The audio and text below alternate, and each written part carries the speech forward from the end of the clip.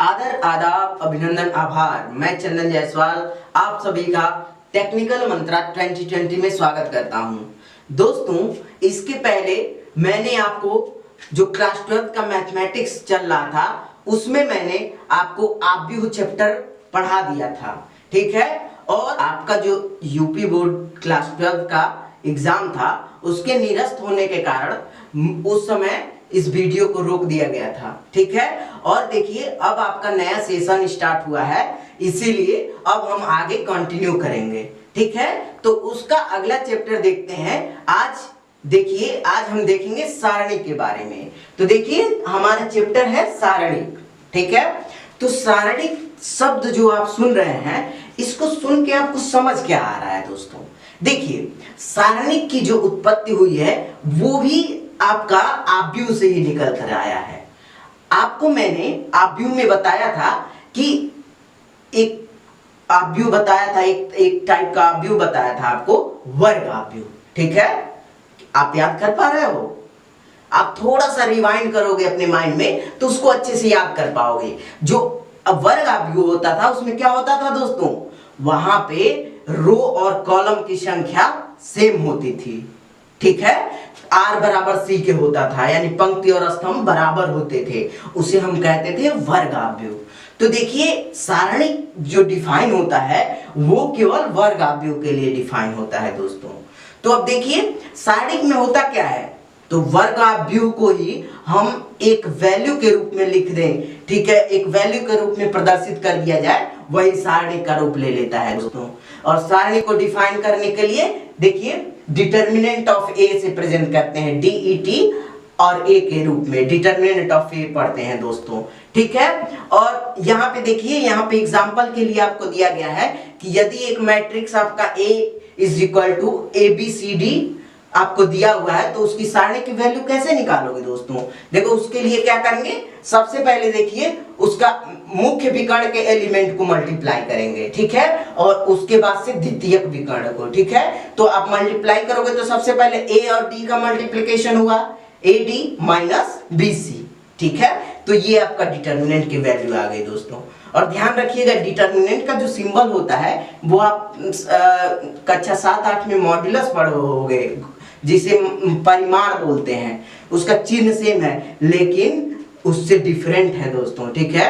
वो चीज अलग है, ये अलग है। ये उसी का टिप्पणी के रूप में यानी नोट्स के रूप में आप लिखा हुआ है यहाँ पे कि आपका सारणी केवल और केवल वर्ग आव्यूह के लिए डिफाइन होगा। और डिटर्मिनेंट ऑफ ए को डेट ए बोलते हैं और उसके बाद से उसको जो कि मॉड्यूलस से भिन्न होता है। अब हम आगे देखेंगे, आगे देखिए कि आपका अब सारणी का आप निकाल रहे हो तो किस किस ऑर्डर के लिए डिफाइन कर सकते हो। तो आप देखो एक कोटि के लिए, एक ऑर्डर के लिए भी डिफाइन कर सकते हो, 2 ऑर्डर के लिए भी डिफाइन कर सकते हो, 3 ऑर्डर के लिए। जनरली हम यहाँ तक डिफाइन करते हैं इंटर। देखिए अगर आपको एक ऑर्डर के लिए निकालना हो, यानी अगर एक कोटि के लिए निकालना है आपको सारणी की वैल्यू, तो आप देखोगे एक ऑर्डर का मतलब क्या हो गया, एक ही एलिमेंट होंगे उसमें दोस्तों, 1 क्रॉस 1 का मतलब एक ही एलिमेंट आएगा।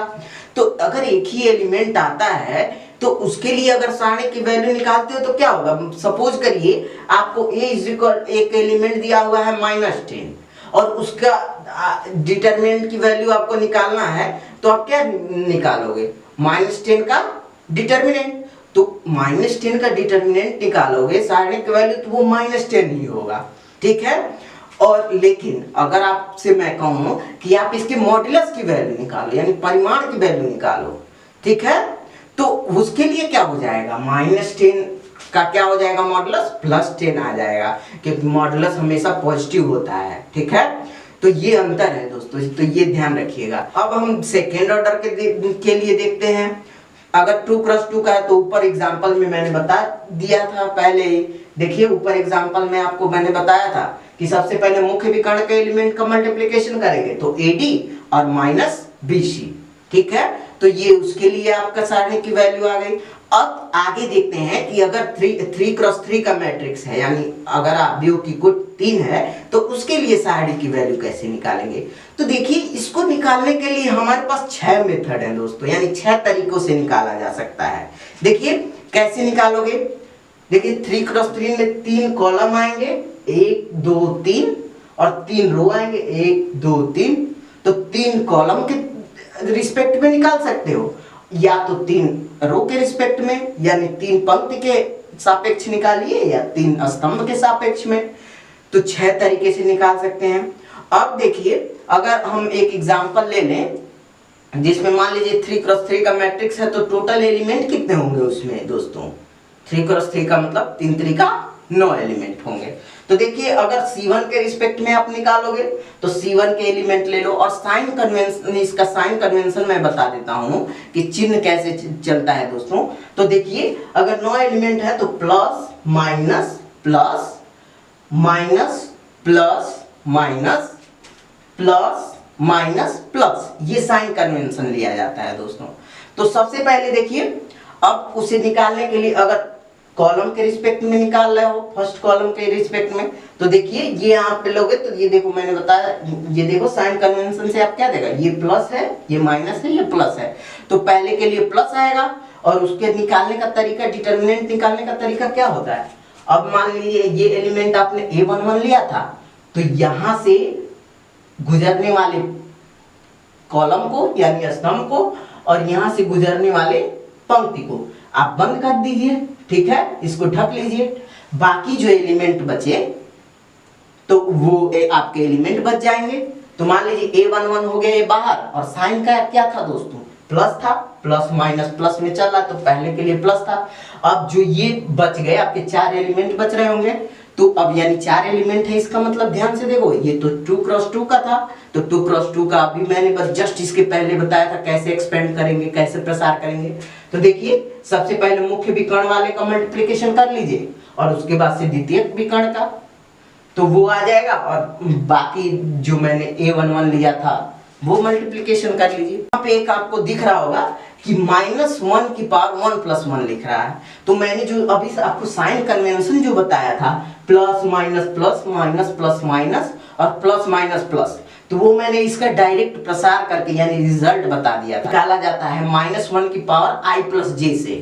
तो जितनी वैल्यू इसकी आएगी उसी का मल्टीप्लिकेशन हम कर देते हैं जो एलिमेंट हम लिए हैं। जैसे A11 लिए हैं, तो अब A11 का मतलब i की वैल्यू क्या है, i की भी वैल्यू 1 है और j की भी वैल्यू 1 है।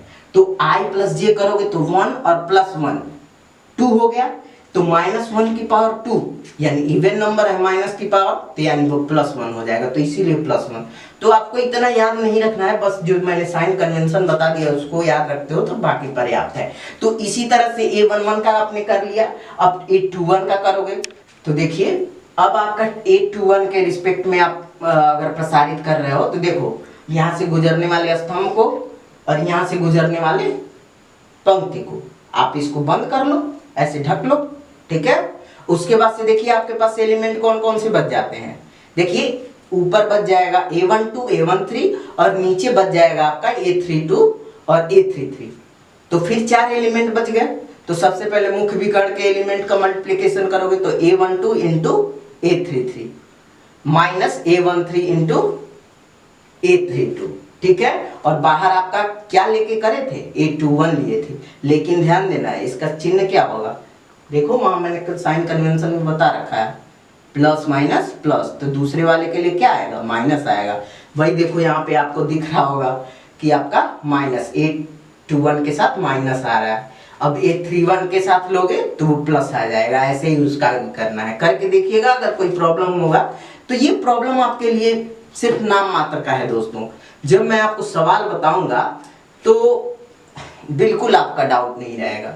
तो इसीलिए अगर आपको इस समय थोड़ा सा भी समझ में आ रहा है तो आप आराम से पढ़िए और बिल्कुल लोड ना लीजिए, ठीक है।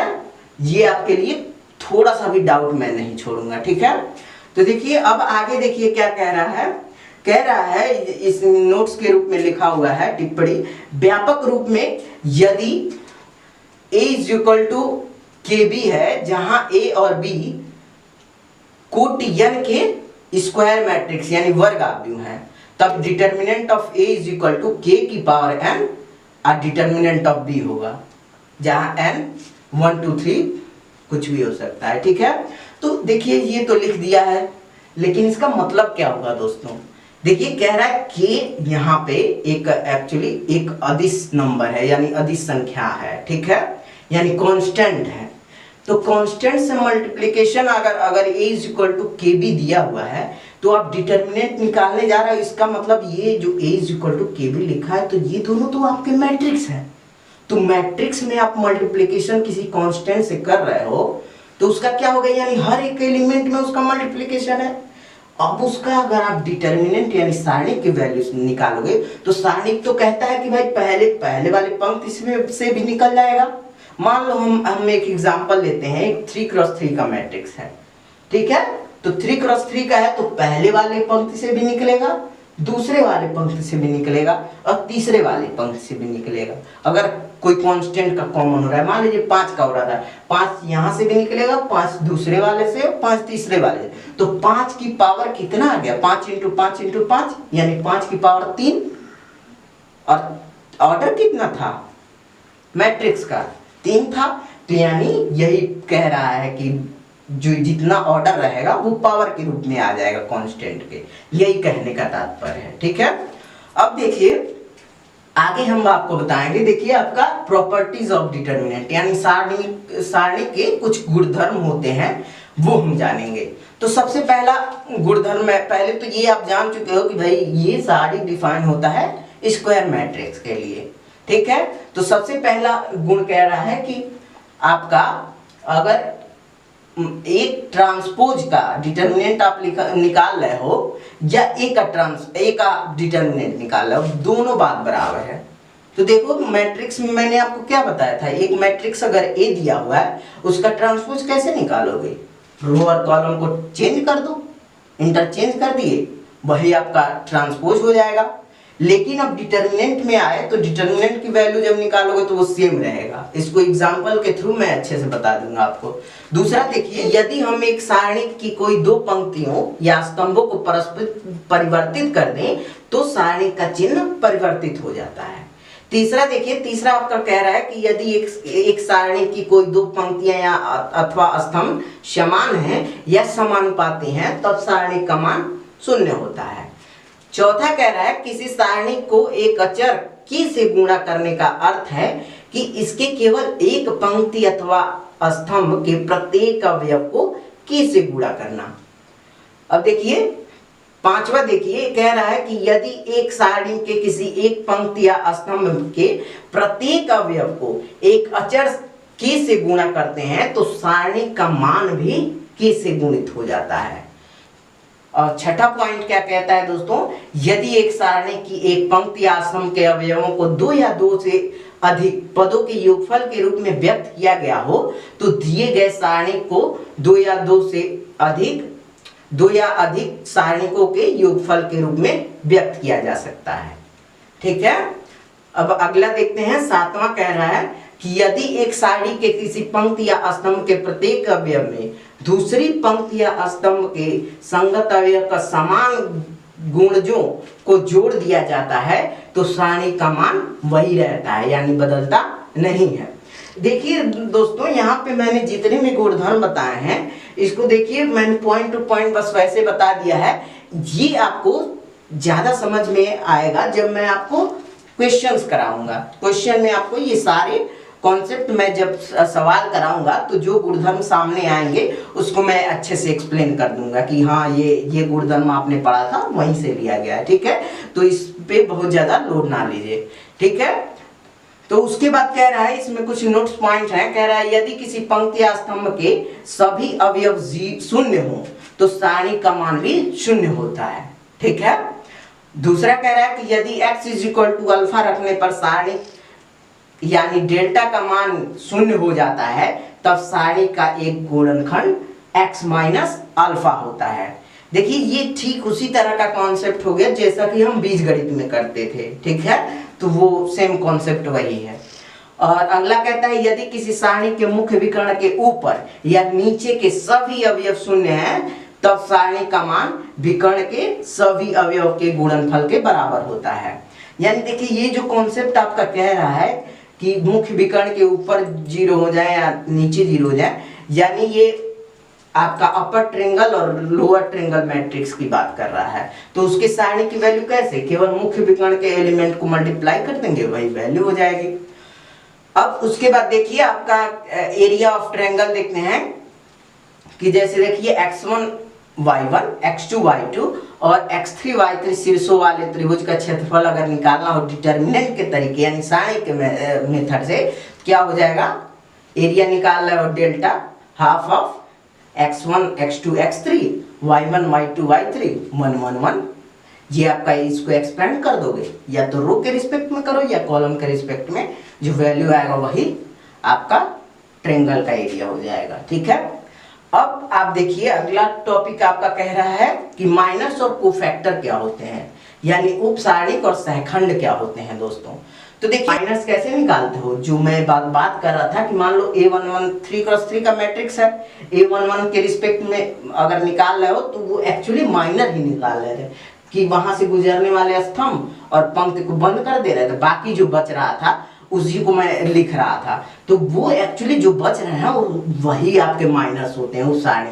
तो देखिए कैसे लैंग्वेज में क्या कह रहा है कि आव्यूह ए के सारणिक के अवयव ए आई जे का उप सारणिक यानी माइनर वह सारणिक है जो आईवी पंक्ति और आईवी स्तंभ को हटाने से प्राप्त होता है। देखिए मैंने बताया था ना, अगर A11 का निकाल रहे तो यहाँ से गुजरने वाले स्तंभ और पंक्ति को हटा देते हैं, बाकी जो बच गया वही कह रहा है, वो एक्चुअली हम निकाल कह रहे थे, वो माइनर निकाल रहे थे। अब उसी का कोफैक्टर एक्सटेंडेड फॉर्म है, तो कोफैक्टर निकालने के लिए तो वही -1 की पावर i प्लस जे, जहाँ i जो पोजीशन है पंक्ति की पोजीशन और जे कॉलम की पोजीशन। ठीक है, तो वही आपका कोफैक्टर यानी सहखंड निकल जाएगा। तो देखिए वही कह रहा है आगे कि एक अवयव ए आई जे के सहखंड को capital A I J is equal to -1 की पावर i प्लस जे और एम आई जे क्या है, जो अभी मैंने माइनर बताया वही माइनर है। ठीक है, दिया जाता है। ठीक है, अब देखिए तीसरा पॉइंट कह रहा है किसी आव्यूह ए की सारणी का मान किसी पंक्ति या स्तंभ के अवयव और उसके संगत सहखंडों के गुणनफल के योग के रूप में होता है। देखिए सेंटेंस जब मैंने पढ़ा तो ये आपको जटिल महसूस हो रहा होगा दोस्तों, एक सुनहरा सेंटेंस है दोस्तों, बहुत ही अच्छा एक मधुर सेंटेंस है। इसको अगर आप समझ गए तब उसका एहसास होगा आपको। ठीक है, तो देखिए क्या कह रहा है कि आप डिटर्मिनेंट की वैल्यू अभी मैंने बता दी कि प्रसार करके आप निकाल सकते हो, ठीक है, लेकिन अगर आपसे कह देता है कि सहखंड के माध्यम से यानी कि आप कोफैक्टर के माध्यम से निकालो, तो कोफैक्टर निकालना आ गया भाई, माइनर निकालोगे -1 की पावर i प्लस जे से उसमें मल्टीप्लाई करोगे तो वो आ गया आपका कोफैक्टर आ गया यानी सहखंड आ गया। अब उसी के संगत आपका एलिमेंट रहना चाहिए, यानी कैपिटल A11 अगर लिख रहे हो यानी A11 एलिमेंट था, इसी के रिस्पेक्ट में आपने सबसे पहले माइनर निकालो, फिर -1 की पावर i प्लस जे से मल्टीप्लाई कर दो, इसके रिस्पेक्ट में कैपिटल A11 आ गया और इसी के एलिमेंट से मल्टीप्लाई कर दो यानी स्मॉल a11 क्या है, वो एलिमेंट है। ठीक है, तो वो उसका मल्टीप्लाई कर दोगे तो A11 ऐसे ही आपका अगर फर्स्ट रो के रिस्पेक्ट में कर रहे हो तो A11 A12 और A13 तीनों का एलिमेंट है और इसी के कोफैक्टर से मल्टीप्लाई कर दो और बीच में प्लस का साइन लगा दो, बस आ गया आपका। इसको देखिए, इसको ज्यादा समझ में तभी आएगा जब मैं एग्जांपल बता दूंगा अच्छे से। ठीक है, तो वही अगला पॉइंट कह रहा है कि यदि एक पंक्ति या स्तंभ के अवयव को अन्य पंक्ति या स्तंभ के सहखंडों के गुणा कर दिया जाए तो उसका योग शून्य होता है। तो देखिए जैसे अगर हमने A11 एलिमेंट लिया, ठीक है, लेकिन उसका कोफैक्टर हमने कौन सा ले लिया, A21 ले लिया। ठीक है, अब A12 लिया लेकिन हमने कोफैक्टर A22 ले लिया, तो देखिए ऐसे ही सम करेंगे तो उसकी वैल्यू 0 हो जाएगी। ठीक है, अब देखिए अगला क्या होता है, अगला देखते हैं कि सहखंडस और व्युत्क्रम यानी एडजॉइंट और इनवर्स कैसे निकालते हैं। तो एडजॉइंट निकालने का सिंपल तरीका है दोस्तों, करेंगे क्या, एडजॉइंट निकालना है तो कोफैक्टर आप निकाल चुके, कोफैक्टर का ही ट्रांसपोज अगर कर दोगे यानी उसका डैश कर दोगे तो वो आ जाएगा आपका एडजॉइंट आ गया। अब इनवर्स निकालना है तो एडजॉइंट पता है, adjoint of A divide by determinant of A, ये आपका इनवर्स का कॉन्सेप्ट हो गया। तो देखिए यहाँ पे कुछ प्रॉपर्टीज दी हुई हैं a into adjoint of a is equal to adjoint of a into a is equal to determinant of a into i, जहाँ i क्या है, आइडेंटिटी मैट्रिक्स यानी तत्समक आव्यूह है, जो कि मैंने आपका मैट्रिक्स में बताया था। अगर मान लीजिए 2x2 का मैट्रिक्स i अगर 2x2 का है तो 1 0 0 1, और 3x3 का है तो ऐसे 1 0 0 0 1 0 0 0 1 हो जाता।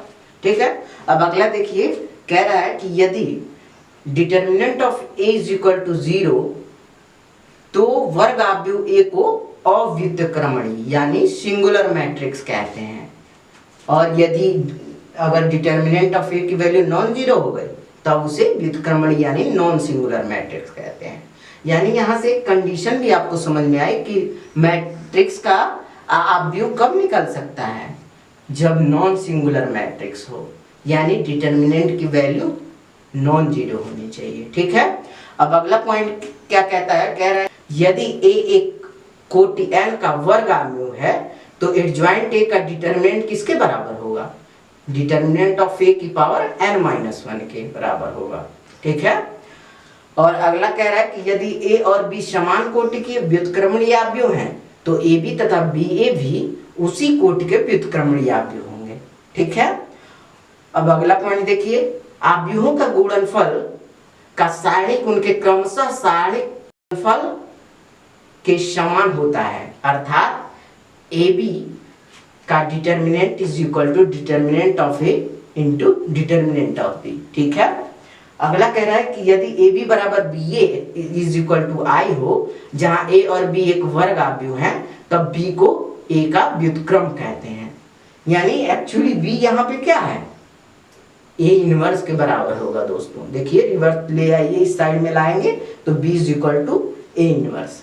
ठीक है, देखिए आगे वही लिखा हुआ है। ठीक है, और इसके अतिरिक्त मान लीजिए अब b इनवर्स का यानी b इज इक्वल टू अगर a इनवर्स है तो b का इनवर्स अगर निकालोगे क्या हो, तो इधर b इनवर्स हो जाएगा, और a इनवर्स का फिर से इनवर्स यानी डबल टाइम इनवर्स है तो फिर रिवर्स हो जाएगा, यानी फिर वो मैट्रिक्स a के बराबर ही हो जाएगा। ठीक है, अब अगला कह रहा है कि आव्यूह a व्युत्क्रमणीय होता है यदि और केवल यदि determinant of a is equal to not is equal to 0 होना चाहिए, यानी नॉन जीरो होना चाहिए दोस्तों। ठीक है, तो यही एकमात्र कंडीशन है आपका a इनवर्स निकालने के लिए। अगला कह रहा है कि यदि a एक व्युत्क्रमणीय आव्यूह है तब a इनवर्स कैसे निकालोगे, वही ऊपर जो इक्वेशन लिखा था a into adjoint of a is equal to determinant of a, वहां से रिवर्स कर लो, आपका a इनवर्स की वैल्यू निकालोगे तो adjoint of a by determinant of a। ठीक है, अब इसमें देखिए लास्ट टॉपिक क्या आता है कि रैखिक समीकरणों का सॉल्यूशन कैसे निकालते हैं। ठीक है, अब मैंने आपको बता दिया था पहले किस तरीके से, आपका मैट्रिक्स में मैंने बताया था। अब देखिए डिटर्मिनेंट में कैसे निकलता है। ठीक है, तो मान लीजिए यहाँ पे इक्वेशन दिया गया है a1x plus b1y plus c1z is equal to d1, ऐसे ही 3 इक्वेशन दिए गए हैं। तो इसको निकालने के लिए क्या करोगे, देखिए आव्यूह के रूप में इन समीकरणों को किस ax बराबर b के रूप में लिख देंगे। ठीक है, तो a यहाँ से लिखेंगे तो कोफिशिएंट जो a1 a2 a3 आ रहा है, b1 b2 b3 c1 c2 c3, और x x y z हो गया, और b आपका जो इज इक्वल टू के इधर वाला है। ठीक है, d1 d2 3 ठीक है, अब यहाँ से देखिए कैसे इसका सॉल्यूशन निकलता है, तो इसमें कंडीशन है। ठीक है, तो सबसे पहले कह रहा है कि समीकरण ax is equal to b के यूनिक हल को कैसे निकालता है, तो x की वैल्यू हमें निकालनी है, x का मतलब x y z की वैल्यू निकालनी है, तो x is equal to a inverse into b। तो a इनवर्स निकालने के लिए क्या हो जाएगा कंडीशन, पहले तो determinant of a non zero होना चाहिए। ठीक है, तो अब देखिए, अब इसके बाद जो कंडीशन सबसे इंपॉर्टेंट नीचे दिया हुआ है कि सबसे पहले आपका ax इज इक्वल टू अगर b है तो सबसे पहले आपका यूनिक सॉल्यूशन, यानी अगर आपका अद्वितीय हल चाहिए तो पहले a determinant of a is equal a not is equal to 0 होना चाहिए, यानी determinant not is equal to 0 होगा तब इसका यूनिक सॉल्यूशन निकलेगा। और अगर determinant of a is equal to 0 है और इसके साथ साथ adjoint of a into b ये भी 0 हो गया, तो देखिए सबसे लास्ट पॉइंट देखिएगा, आपका सी क्या कह रहा है, adjoint of A into B, ये भी 0 हो गया, तो आपके कौन से कंसिस्टेंट तो होंगे, यानी संगत सॉल्यूशन होगा, लेकिन इनफाइनाइट सॉल्यूशन निकलेगा दोस्तों, ठीक है। और अगर डिटर्मिनेंट ऑफ ए 0 है लेकिन adjoint of A into B की वैल्यू नॉन जीरो है, तब इसका कोई सॉल्यूशन नहीं निकलेगा, यानी नो सॉल्यूशन होगा। देखिए ये जो चीजें आपको निकल के आई हैं, ये एक्चुअली मैंने बताया था ए इनवर्स की value adjoint of A divided by determinant of A, तो यहां से निकाल सकते हैं। ध्यान से देखिए, अगर डिटर्मिनेंट ऑफ ए की वैल्यू अगर नॉन जीरो है तब ए इनवर्स निकलेगा, और देखिए जब ए इनवर्स निकलेगा तो देखिए बी तो आपका नॉन जीरो पहले से था, देखिए तब x आराम से निकल जाएगा, यानी x की वैल्यू मिलेगी हमें, तो इसीलिए यूनिक सॉल्यूशन वहां पे निकल जाएगा, ठीक है। और उसके बाद अगर आपके डिटर्मिनेंट ऑफ ए 0 हो जाएगा, तब तो देखिए एक्चुअल में जब देखना है डिटर्मिनेंट ऑफ ए की वैल्यू 0 हो रही है, तब वो इनफाइनाइट की ओर अप्रोच कर रहा है, तो इसीलिए हम adjoint of A into B की वैल्यू अलग से निकालेंगे। तो वही कह रहा है, अगर उसकी वैल्यू नॉन जीरो है तब तो कोई सोल्यूशन नहीं निकलेगा, अगर उसकी भी वैल्यू 0 हो गई तब आपका इनफाइनाइट सोल्यूशन निकलेगा, ठीक है। तो ये पूरा थियरी पोर्शन हो गया दोस्तों, ये डिटरमिनेंट यानी सारणी का कंप्लीट थियरी पोर्शन मैंने आपको आज बता दिया। अगले लेक्चर में इससे रिलेटेड जो इंपॉर्टेंट क्वेश्चन है उसके बारे में मैं आपको बताऊंगा, ठीक है। तो आज के लिए इतना ही दोस्तों, और हाँ, अगर ये वीडियो आपको अच्छा लगे तो इसको ज़्यादा से ज़्यादा शेयर करें, और अगर आप पहली बार चैनल पर विजिट कर रहे हैं तो चैनल को सब्सक्राइब करना ना भूलें। और हाँ दोस्तों, इसके साथ अपना बहुमूल्य कमेंट जरूर करें, क्योंकि जो आपका बहुमूल्य कमेंट होगा वो हमारे लिए मोटिवेशन का काम करेगा। और वीडियो को देखिए, वीडियो से अगर आपको थोड़ा भी फायदा होता है तो इसको लाइक जरूर करें दोस्तों, ठीक है। तो चलिए आज के लिए इतना ही, धन्यवाद।